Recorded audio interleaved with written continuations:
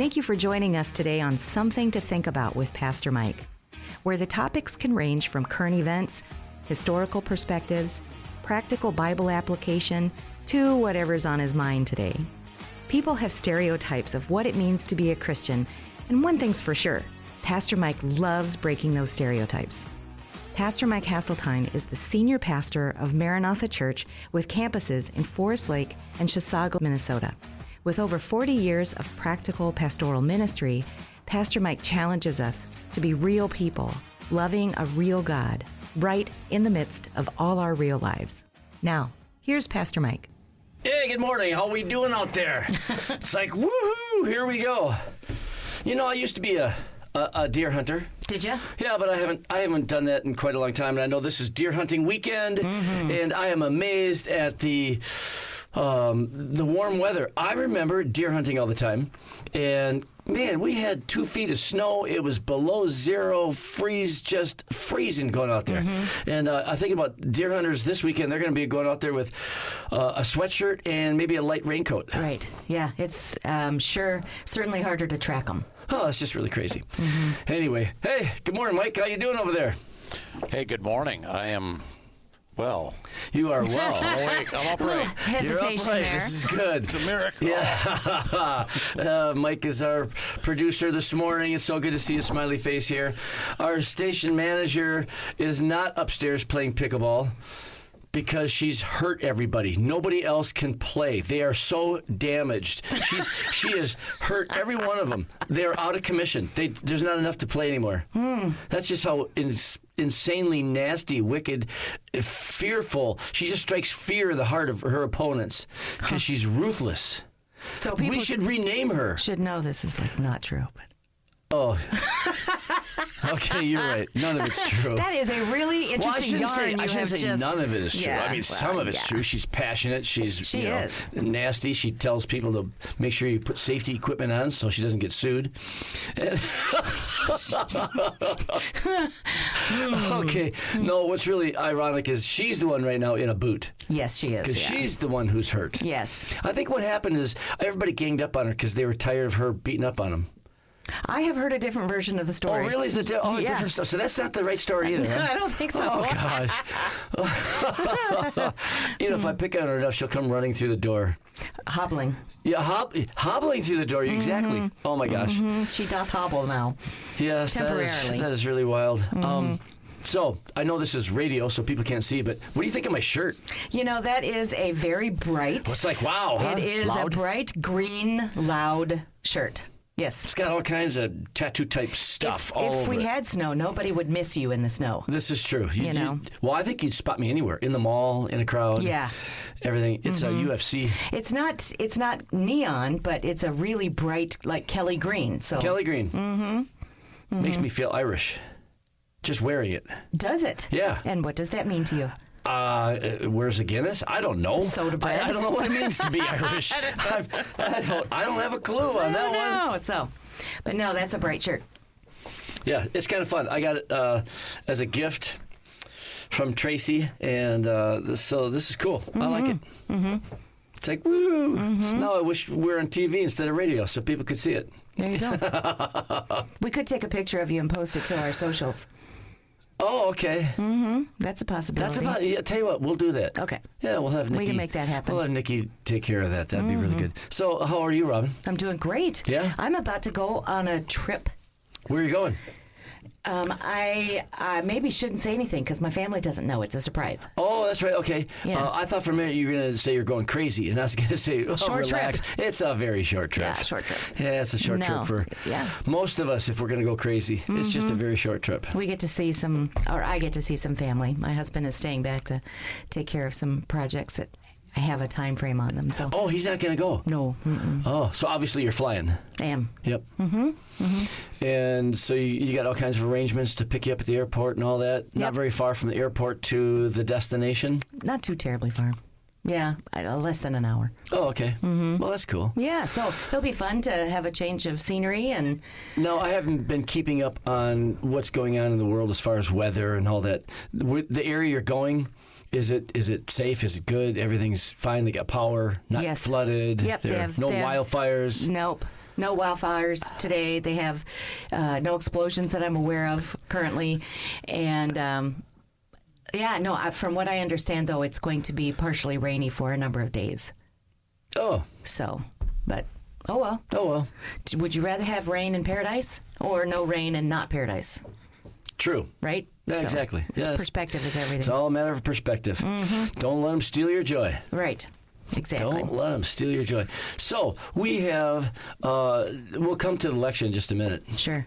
But before we do that, I love these, national event recognition type things. Yeah. So what do you got? What do you slated up for us? Okay, so today is National STEM Day, which is science, technology, engineering, and mathematics, to highlight that education. Wow, there's a lot of smart people who understand and get into all that. That's good. Yeah, I'm National glad they STEM do. Day. Mm-hmm. It's not me, but I'm glad they do. Right. It's also National Parents as Teachers Day, Oh, man. highlighting the importance of parents as teachers to their kids. You are teaching them whether you want to or not. That is true. Yep. And most people, myself included, are probably not aware of what we're teaching our kids. Because we're saying one thing, we're doing another. It's like, I was thinking the other day about this idea of prayer in school. We as Christians, we think it's horrible that they took prayer out of school. And, the Bible used to be the textbook in the school, and the Bible is no longer, allowed in the school and that kind of thing. And, really, we shouldn't be beating that drum saying, hey, we want it restored, we want it restored. I personally think it'd be a good thing. But we say that, and I wonder, are we almost hypocritical because do you read it in your home? I mean, you think that we should, school should be doing. No, do you read it in your home? Do your kids catch you reading it? Do you read it to your kids? The Bible? So is the Bible that central book in your life? Sure. And then if you go down that road a little farther, if it really is, does it have to be repeated again in school? I don't know. It's just one of those thoughts. Right. Well, and whether it's an official situation or not an official situation, we can pray all the time. Yeah. So I remember hearing the story from a friend of mine. This old man was standing at a street corner, and there was his grandson and then his son. So the grandson's dad and the grandpa, they're all there getting ready to walk across the street, and it didn't say walk yet, but there was no traffic coming.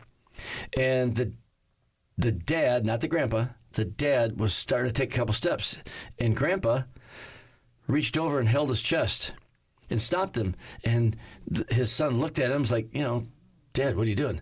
And he looked down at the little one. He said, there's little eyes watching. that's right. I That's right. mean, so the element of parents as teachers is so prevalent. You're not aware of it, but we're constantly teaching. That's we are exactly modeling right. behavior. So that should be not just a national one-day event a year. We should realize that that's Every day. 365. That's exactly right. It is. Here's another one. It's National Harvey Wallbanger Day. I don't even know what that means.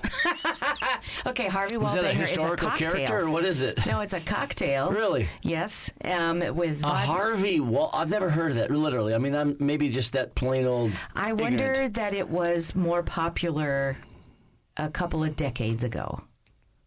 I honestly don't know. But, yeah, that's a particular. Also, it's National Cappuccino Day. Hey, stop 1 second. Can we Okay. just go back to the... Do you know how do you make a Harvey Wallbanger? I mean, what is it? I Hey, don't- Mike, do you know what a Harvey Wallbanger is? It's a mixed drink made with vodka, Galliano, and orange juice. There you go. Oh, really? Yeah. So it sounds like a modified screwdriver to me. Yeah. Okay. Yeah. Modified screwdriver. What's a screwdriver? No, a screwdriver is something I stick in my carburetor. I mess around. At least in my old cars that I drive. Newer cars, you don't even use a screwdriver in the fuel injection systems. Yeah. Like usually top drawer-ish of your toolbox. Yeah, right. Yeah, exactly. Well, and they're making cars now that don't have a dipstick you can check. I just heard that. The Volvo that Yeah. we have, you open up you can't check your own oil. Weirdest thing ever. What is this country coming to? Well, you got cars without dipsticks. That's Sweden. You got cars Sweden did that. without accelerator cables. What? Oh, they don't have cables. A lot of the newer ones haven't had cables, and they call it fly-by-wire. Interesting. There's a sensor under the your throttle pedal, accelerator pedal, and that actuator or that sensor turns and sends a message to the injector unit that turns it appropriately. How does it send the message? Electronically. So if we spiritually, by the Holy Ghost. If we had an EMP bomb go off, then all all this the stuff's electronics would be gone. We couldn't Absolutely. drive This our stuff's car. all done. Wow. I'm going to still be driving. Yeah. Yeah, and our producer, Mike, he'll be still driving a vehicle or two. Jay, our other producer, he'll still be driving a vehicle or two. Yeah, I have a few. In fact, I only have one that would be knocked out by that. Otherwise, all my other cars, I'm driving. I'm waving at all you guys sitting at the side of the road as I'm going Well, by. you'll be who we call to get a ride. No, you won't, because my phone won't be working. It took Well, out that's all true. the electronics. You know that, and we don't have them in our houses anymore hardly. Phone is true. That's right. And we don't. Okay. One last day. So yeah, how'd we get? Okay, so I know. we're down here. Right we down left for road. the Harvey Wallbanger, and here we go. Okay, so the last day for today is National Cappuccino Day. So enjoy your cappuccino. But there are a couple that I wanted to highlight before we get together again. I'm just enjoying my coffee right now. You go right Just ahead. wait a minute. Okay. Wait a minute. Let me not rush you.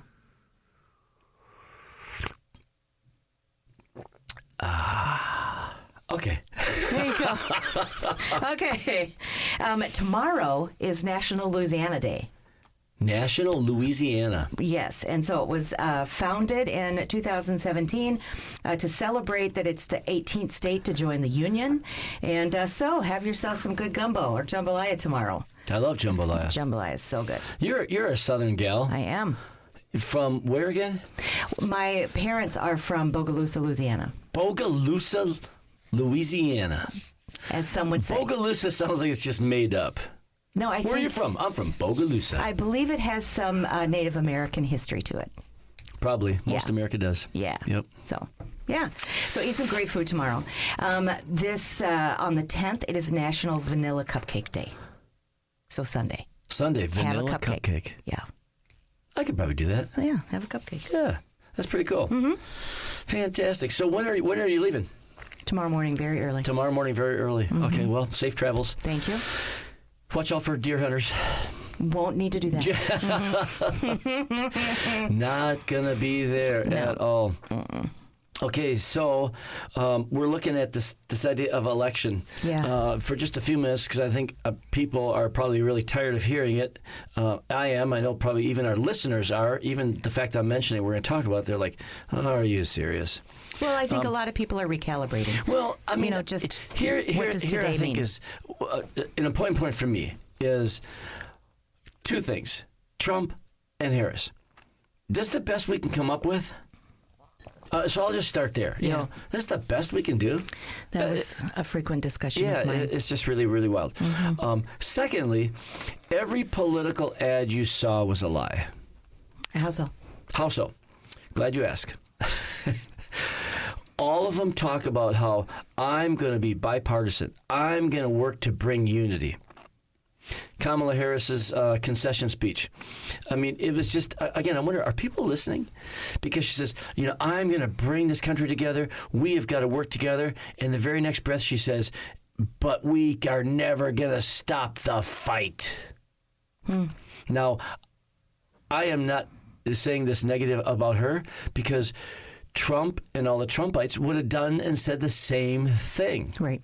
They would have said the same thing. There's this idea of tantrums. Right now, because Trump was elected, the liberals are having tantrums. And if Kamala would have won, then the right-wingers, they would have been having tantrums. And, oh, man, life's coming to an end and all that. So it doesn't really matter. Two things. I remember somebody gave me the advice, as a pastor, because you can't please everybody. True. You just can't. And I was feeling rather low and kind of discouraged about just issues. This was so many years ago.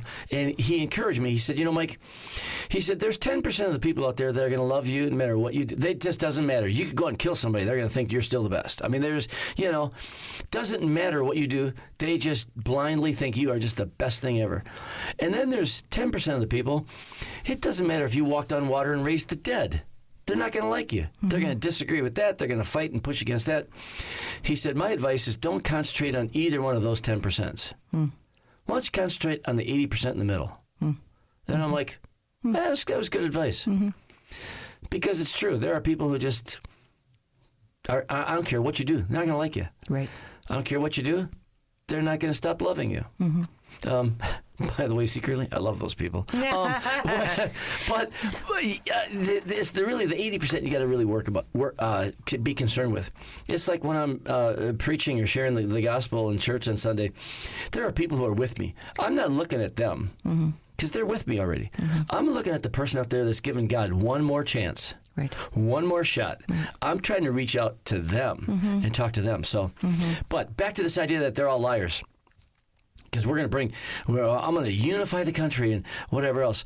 Here's the thing. Kamala Harris would have been working for all people. In her heart of hearts, that's what she would believe. Donald Trump, when he says, I'm going to be working the best for the American people, he believes it with all his heart. Now, because I lean that way, I believe there's going to be more good by that. But here's the thing. Every parent is raising their kid to be the best. They're doing their best for them. The child does not always see it that way. The child does not always agree with it. Right. That's why sometimes they run away from home.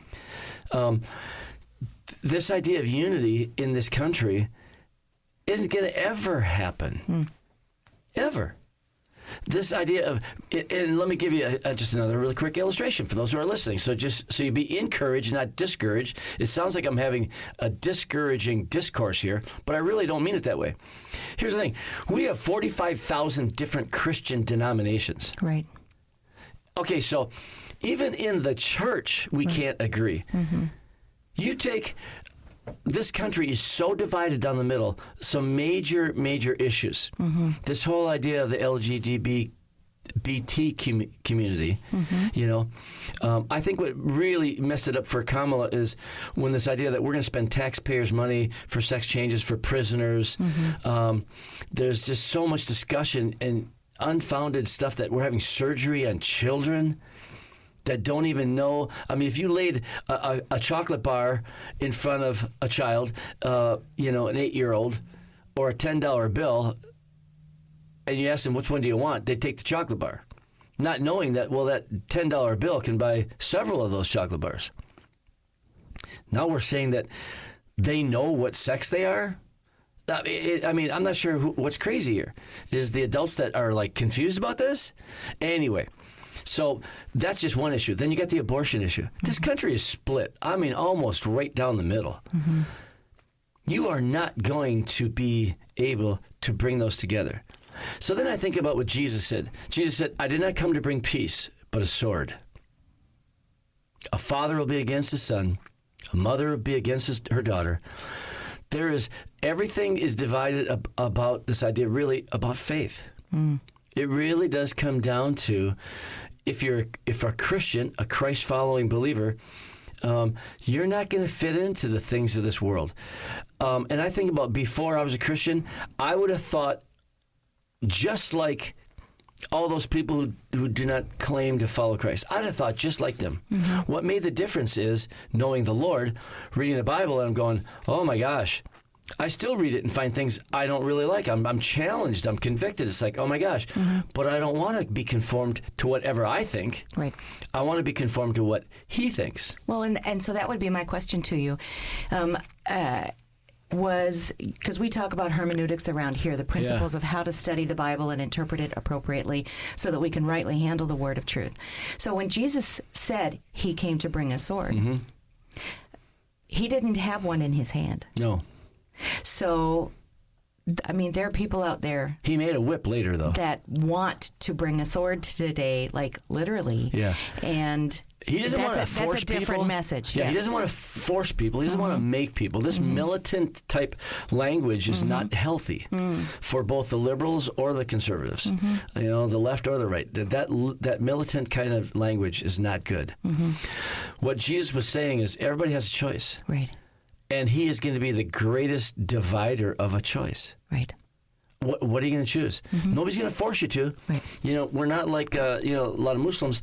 Do you become converted or do I push, holding a sword to your throat? Right, or the Crusades back in the day, The Crusades, or whatever. the horrible Crusades of the Christians. Same don't thing. need that again. You become a Christian, or we're going to kill you.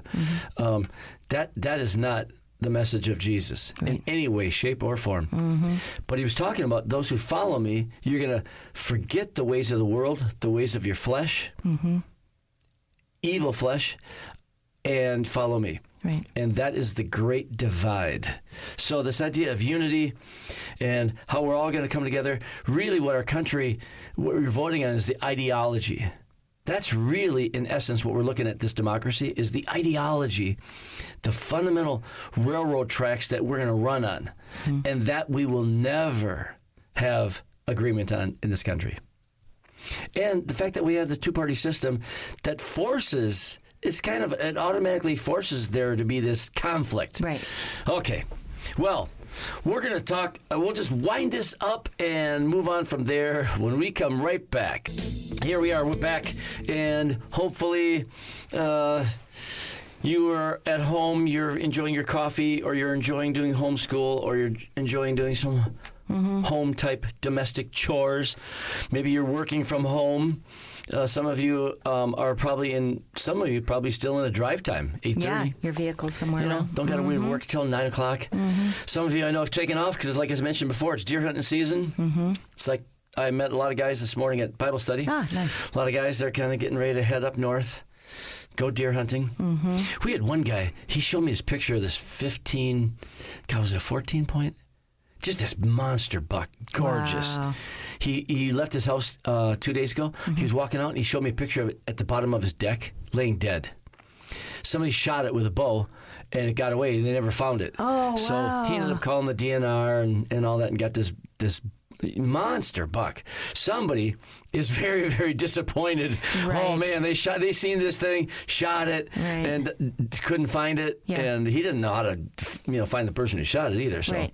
Well, and too, that whole idea of tracking something that you have shot. Yeah.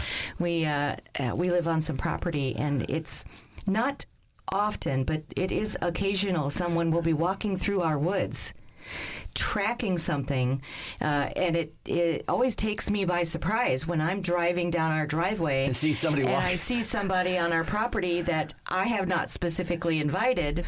Hello, can I help you?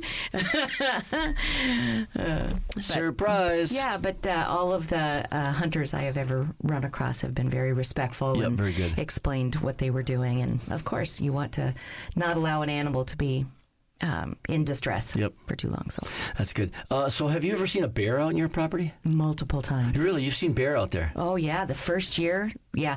That had to be a wake-up call. It was. Surprise! It was back in the day. You want to hear the story? Yeah, let's hear it. It was back in the day when my husband was working overnights on the helicopter, and so I was home with the kids, and it was about midnight. I was on the phone with my mom, and I heard this great big thunk on our deck. And I didn't think any, raccoon, whatever. We're in the woods. And so I go looking out there, and here is a mama bear. And she's on our deck, which has no stairs, and she's taking the pole of the bird feeder and swinging it back and forth like it's nothing. And there were 3 cubs on the ground. On the ground. And I knew I couldn't access my husband, and so I called our neighbor, who happened to be a retired DNR investigator. Larry. Perfect. Couldn't be much better than that. Couldn't be much, but it was, of course, it's midnight, right? And so Larry, it's Robin. There's a bear on my deck. What do I do? And so he calls me a couple of minutes later, and he's like, oh, honey. He's an older fella at the time. He's passed away now. Older fella, kind of curmudgeon-like. And it'll be fine. It'll be fine. Just make some noise. It'll be fine. I'm like, Larry, there's a bear on my neck. I'll be right there. I'll be right there. So he comes over in his squad car, shines the light, and she runs off. And he says, okay, honey, you need to get yourself a gun and let me know when you do. And then come on over to the house. I'll teach you how to shoot it and stuff. Oh, sounds great. So by this time, it's 1 o'clock in the morning. So at 8 o'clock in the morning, I call up Larry and go, Larry, I have a 12-gauge shotgun. He's like, oh, goodness gracious, come to the house. And he and Lori, his wife, spent all day with me shooting. And, man, my shoulder was like hamburger the next day. I bet it was. But that was so empowering. And I had this escalation plan on how to. But no, every spring the bear would show up. And I learned the hard way to not put a bird feeder out there. I was going to say, you remove the bird feeder, that'd be a... We came home on a Mother's Day, and here's this bird feeder under the arm of a bear that's tripoding, running through our yard. I'm like, wow, we just gave him some drive-through food. Yeah, it's like a football. Like a football. So... Carrying football. Well, that's the bear story. That's pretty wild. Mm-hmm. Okay, unity in this country. Unity. Man, we got to work for it. We really do. But as Christians, as I mentioned earlier, we're not doing a very good job of modeling that unity. Right. 45,000 different Christian denominations. No. And I realize that there are, someone might think this is a Pollyanna type of attitude, but there are a lot of people out there who are very thoughtful, and they want to try to help solve the issues that we face as a nation. They just come at them maybe from a different perspective than I would come at them with. And, there's a whole lot of people on either side with hyperbole, and they want to foment a whole bunch of whatever. But there are sincere people who want to solve problems. They just want to do it differently than I want to do it. And so am I going to approach them as someone who is trying to solve a problem, just like I am with my voting? Or am I going to be dishonoring to them? I mean, we always have a choice whether we are being kind when we disagree. Well, I think that's the key, is the idea of being kind, respectful. Yeah. We've lost the art of agreeing to disagree. Mm-hmm. I know that when somebody approaches me with their fists drawn, I get defensive. That would be a reasonable response. Exactly. Mm-hmm. And other people, do the same. So all of us, when we talk with this militaristic type, it's got to be this way, instead of saying, I'm just curious. I so disagree with your point of view, but help me to understand how you got there, right. why you're there. Mm-hmm. Help me to understand. And being a better listener. Yes, yeah. And then just because somebody took the shot back in the day, the COVID shot. Oh, sure. Mm-hmm. Or didn't take the shot. Right. There was not a right or a wrong. And that was another one of those issues where you saw that we as people really do not know how to respect one another very well. Yeah. Oh, my gosh. The intensity over that issue. It was so fascinating to watch how many people wanted to push the church at large and locally to come up with you have got to tell them they're wrong, or you have got to tell them they have no faith, or it's like, really? Mm-hmm. So Bible study this morning, we were talking about, we were in 1 Peter chapter 2, and we get to verse 13, and it says, "Therefore submit yourselves to every ordinance of man for the Lord's sake, whether to the king as supreme, or to governors as to those who are sent by him for the punishment of evildoers and for the praise of those who do good. For this is the will of God, that by doing good you may put to silence the ignorance of foolish men." So I was describing to the guys this morning and asking them, because I have discovered, unfortunately, there are not many times people take the time to really think through scriptural principles. We are very good at borrowing other people's theology, reiterating what we've heard. We don't really know what we believe. So I posed a question to them, because back in the 90s, this idea of civil disobedience, that phrase got bounced around a lot with the abortion issue. Okay. And people were out protesting. Again, the radicals, they're everywhere. Craziness. There were people shooting doctors. Right. Doing abortions. Now, the irony of that is, what? You justified it because you're taking a life, and that's what you're opposing here, somebody taking a life, but you're taking somebody who's going to take a whole bunch of other people's lives? Craziness. Mm-hmm. But this idea of Christians felt very justified in being civil disobedient. Now, in my Sunday message just last week, I talked about illegal, immoral, and unscriptural. Right. And what constitutes doing something illegally? Well, those people who were being civil disobedient and protesting in front of abortion clinics, they were doing something illegal. Right. But the problem is they felt scriptural encouragement. They thought they were being scriptural. And I am unfortunately here to tell you that they were not right. Mm-hmm. You weren't right. And they kept using examples like, Moses, when he was born, the midwives were hiding boys that were born.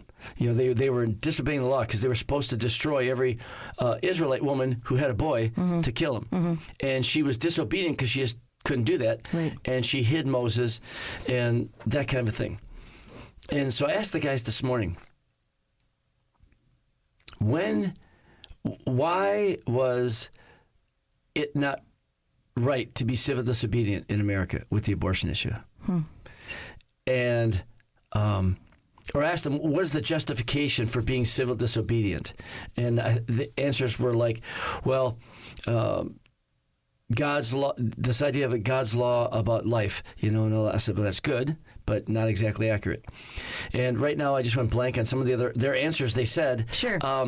But they just kept saying, and I said, no, that's a good moral motivation, but it's not a scriptural one. So finally I let them know, you did not have the right scripturally to be civil disobedient.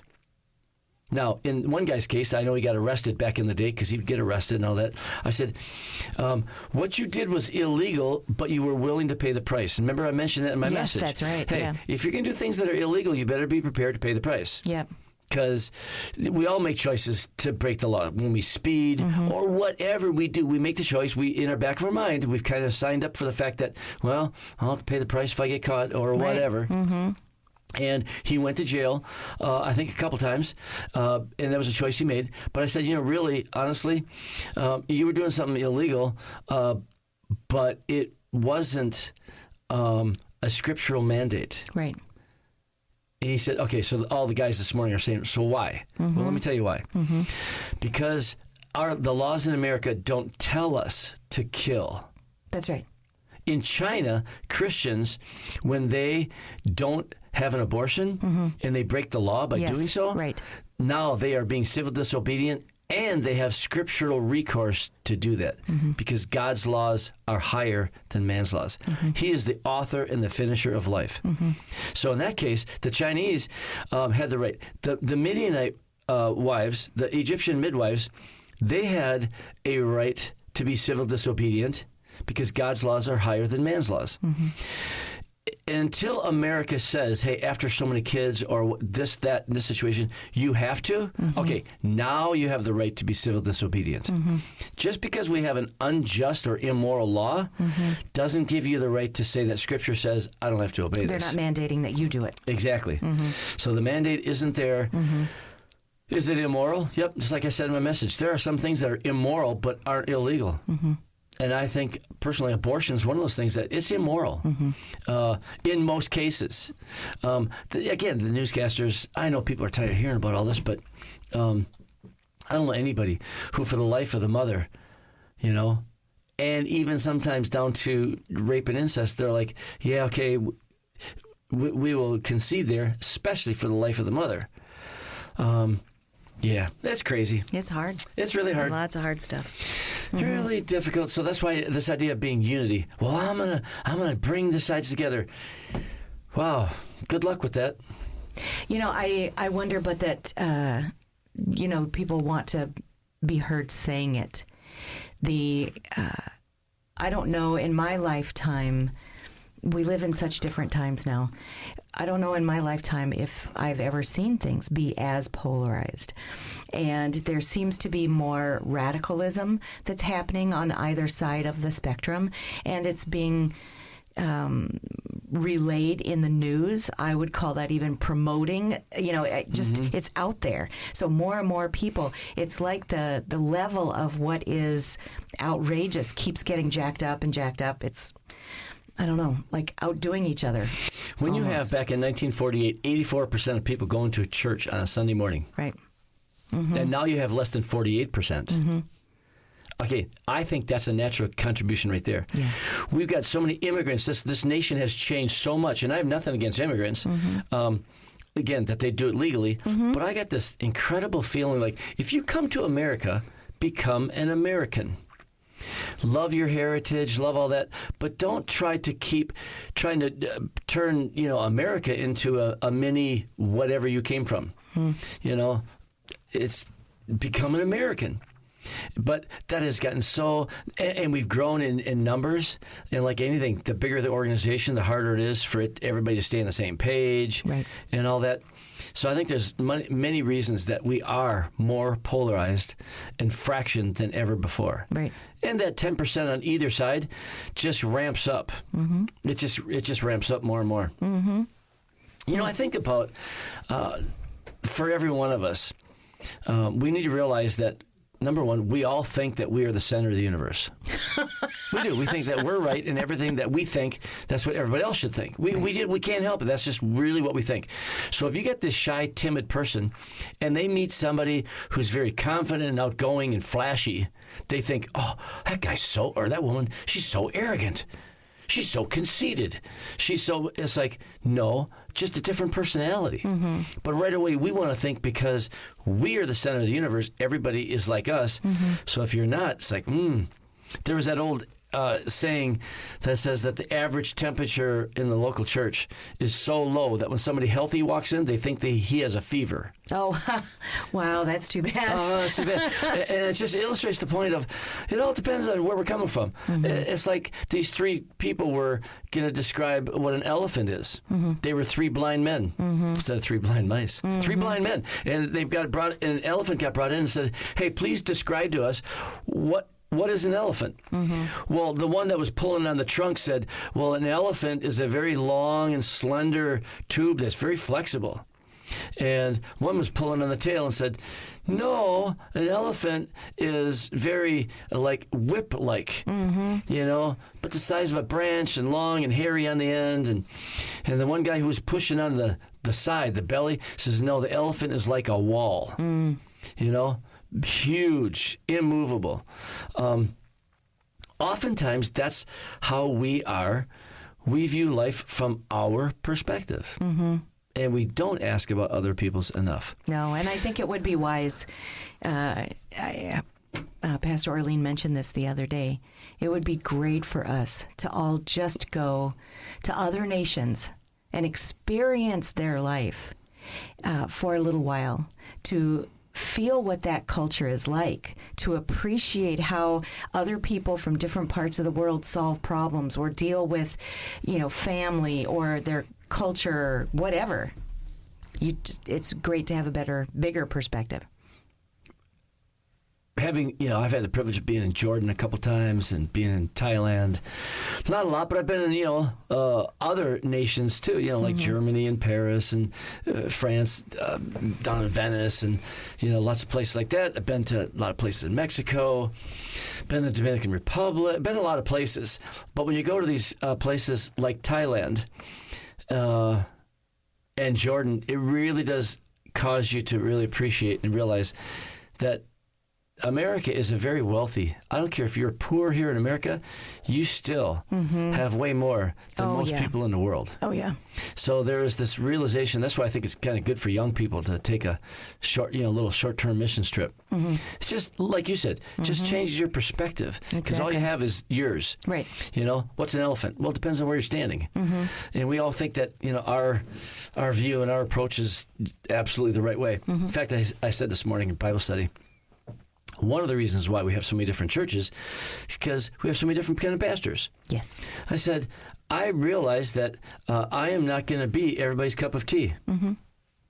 Depending on people's perspective, they're going to think I'm to this or to that or to something because they're the exact opposite. Mm-hmm. Doesn't make me wrong.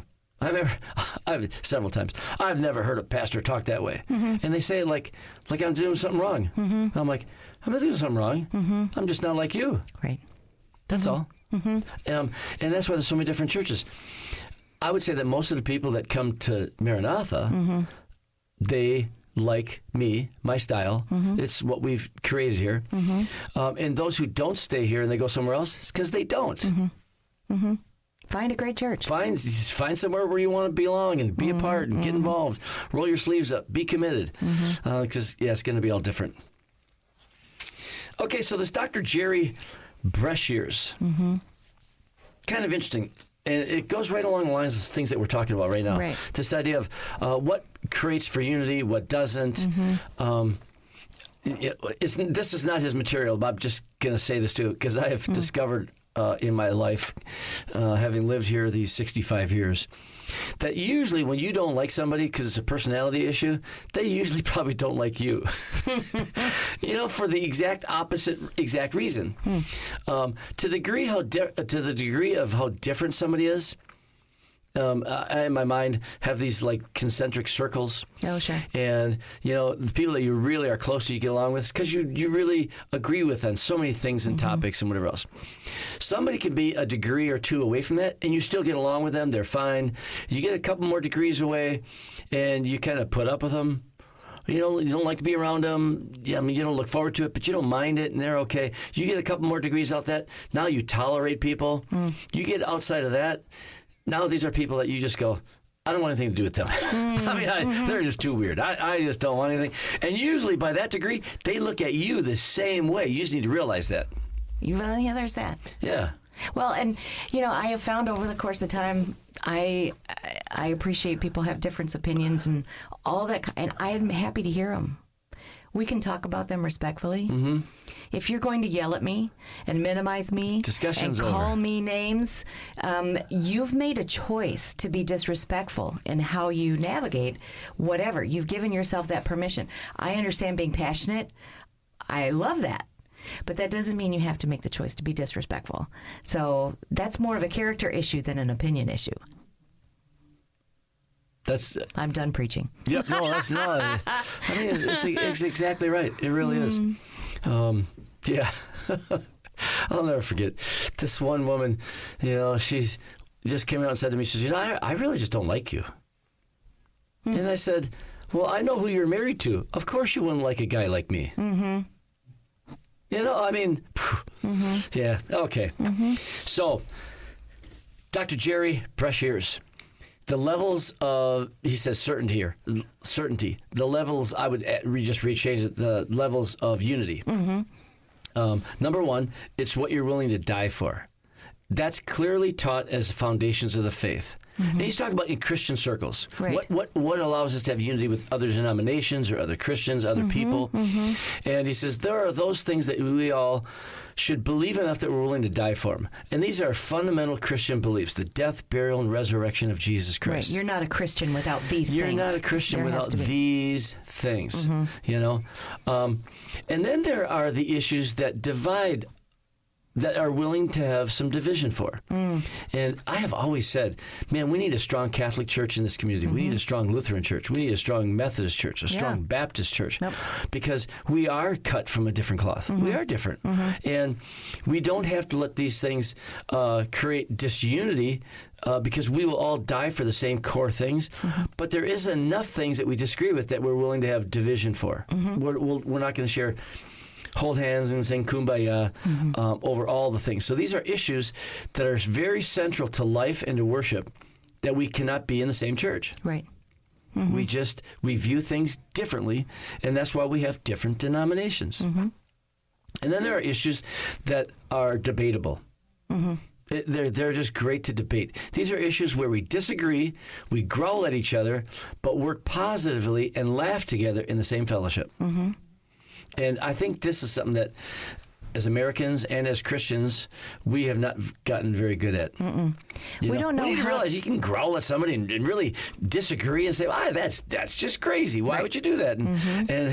But have fellowship together. Laugh about it. Slap each other on the back and say, you are my crazy friend. Right. But you're still my friend. Right. Exactly. You were going to say something, I interrupted you. No, there's just not enough of that now. Nope, there's not. And then there are issues that divide. These are issues, according to Dr. Jerry, he says, these are issues where differences are no issue.